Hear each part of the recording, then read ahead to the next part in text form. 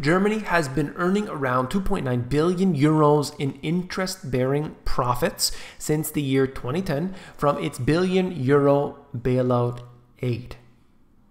They forked up the money for Greece, and they've been profiting ever since. This is the kind of system that we've set up where debt can be used to have one country suffer, one country benefit, or one corporation benefit and a whole bunch of people suffer, or one city or another city or one state and another state or so on. There's a winner and a loser. This emerges from a response of the federal government to a request from the Greens, which is available to the German press agency. Accordingly, the profits first fell to the Bundesbank and were then transferred to the federal budget. So they've been profiting all along the way here. The merit is mainly due to the purchase of Greek government bonds under the so-called SMP program. I covered that here on the channel of the ECB. For example, previous agreements between the government in Athens and the Eurozone states that other states will pay out the profits from this program to Greece if they meet all austerity and reform requirements. However, according to the government response, only in 2013 and 2014 have such funds been transferred to the Greek state and the ESM, the European Stability Mechanism. Something I actually warned about before it was labeled as such in my first book, when it was EFSF. If anybody remembers that. European Financial Stability Fund, I think it's referred to as. The money to the Euro Rescue Screen ended up in a blocked account. Okay, so it gets into more of the details, won't bore you with that. But essentially what we have here is one country that's taking advantage of another. The whole idea that you can have a European Union is a failed promise. It's a failed promise to the people of all of these countries and of course the rest of the world, where you have this different identities in all these countries, different cultures, but you have common ground that is the one interest rate and one currency, and a bunch of unelected people sitting on top trying to make all the rules for those people. Doesn't seem fair to me. I don't like it, but I don't live there anyway. I know that a lot of people like it because of the certain advantages. Yes, I can travel from one place to place easier. Maybe I can work in one place to place easier. But how does that really affect the economy locally? I don't think it's good. I really don't. And so I'll move on here. Now we're going to look at what's going on with the US and China. Now these two countries have been butting heads for quite some time. Chinese investors face two major changes in U.S. policy. Congress is expanding the National Security Investment Review regime through the Committee on Foreign Investment in the United States. The administration is threatening additional investment restrictions as part of Section 301 investigation into Chinese intellectual property practices. All right, we're also looking at FDI, foreign direct investment in the US. Okay, this gets into, I'll show you a chart in just a moment, but look at this. The drop in Chinese FDI in the US is real and persistent. In the first half of 2018, Chinese companies completed acquisitions and greenfield investments worth only $1.8 billion, a drop of more than 90% from the first half of 2017, the lowest level in 7 years. The pace of newly announced transactions remains similarly depressed. We've got a problem here, and that may be good for some people, but not good for business in general. If you've got a lot of money coming in and suddenly that money dries up, short term, that may cause a problem. Cumulative 2018 net Chinese FDI in the US is negative if one includes asset divestitures. Chinese investors sold $10 billion of U.S. assets in the first 5 months of 2018, mostly driven by deleveraging pressures from Beijing. So we've got a problem here, negative to the tune of $7.8 billion so far this year. I'm going to show you the chart right here, looking at this. You can see where it peaked out 2016 into 2017, and it just falls flat practically after that. Many people would say it's good. I don't want the Chinese business in the United States. I could see both sides of it. I do see that when you're bringing money in, the economy can get going, whether it's coming from different corporations, different wealthy investors, or it's coming from foreign hands. It's maybe, I would say, it's good for the economy. It gets the engine moving. What I really don't like, I'll just mention this, is that we've got a problem when they buy infrastructure.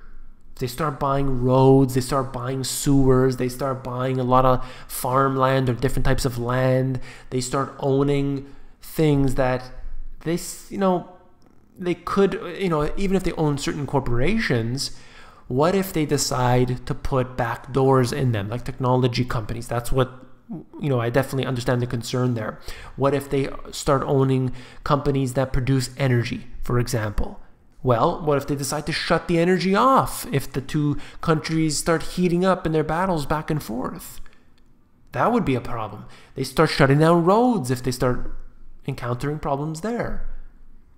So that's really what I worry about with foreign investment, not just with these two countries in general.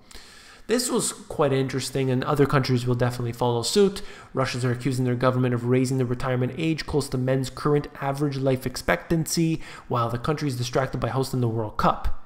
The Prime Minister announced the Russian state pension age would be hiked from 60 to 65 for men by 2028, and from 55 to 63 by women. For women by 2034. Okay, so we've got an issue here going on with Russia where they are trying to put off retirement age. They don't have to pay out on their social assistance programs until a later time. Do you think other countries are going to follow suit? Of course. This is the name of the game. No, we're going to give you that money. We're just going to push it off so far that, you won't be around anymore to get the money. Okay, so there's more details, but I'll move on. Moving on to this. I've found some interesting data. By the way, this is all over the map today, no pun intended, but this here shows us the locations of the public housing developments of New York City. You can see that here at NYC Open Data. So the link will be in the description, but you can actually zoom in, you can click on it, you can see where they are. I think it's interesting to see if you're investing in real estate, or you're definitely looking into seeing where you want to move. You would want to know what's happening in your areas. You want to know the permits. You want to know the developments that are going up. Are they going to increase the price of that asset, or are they going to decrease it? And this is something that you should be looking into. This is just one of those things. Speaking of which, this is an article I'll show you in just a second, where this individual goes through, it's from the Economic Collapse blog, which you may have heard of before, showing you different cities, different states, which are promising, which are good to move in the event, maybe today, but also into the future. I would say it's heavily biased, but look into it for yourself if you're just interested in seeing different places to move, or you're just interested in reading about this. I'll have the link in the description as well. I won't touch on it more, but just wanted to bring it to you. Like I said, it's his own bias, but interesting to read regardless. How Amazon became one of Washington's most powerful players. The company has built a huge presence in the nation's capital with an army of lobbyists and a growing list of government contracts. I'll show you that here on this chart, where you'll see for yourself growing persuasion. In recent years, Amazon has built one of Washington's biggest lobbying operations. Look what's at the top. Google, Amazon, Oracle, 3 tech companies. Right at the top there, you also have AT&T. AT&T is a very, very important company, despite the fact that everybody's shorting the stock right now. But this is a very integral company because of what they do for let's just say operations that are taking place, and perhaps recording people's phone calls, but we won't get into that. Here you can just see that. I think it's important to note what they are doing right now. They have their reach goes beyond what you see their daily operations. It's not just like that, You need to understand what they are doing behind the scenes. If you found this video informative, please give me a thumbs up. When you give me a thumbs up, it helps to support the channel. I always appreciate that very much. And of course, if you want to know the financial education you were not taught in schools, that was left out on purpose to ensure you never learn it, these 2 books have it all. You can actually flip through these books if you're interested. All you got to do is click on the link in the description of this video.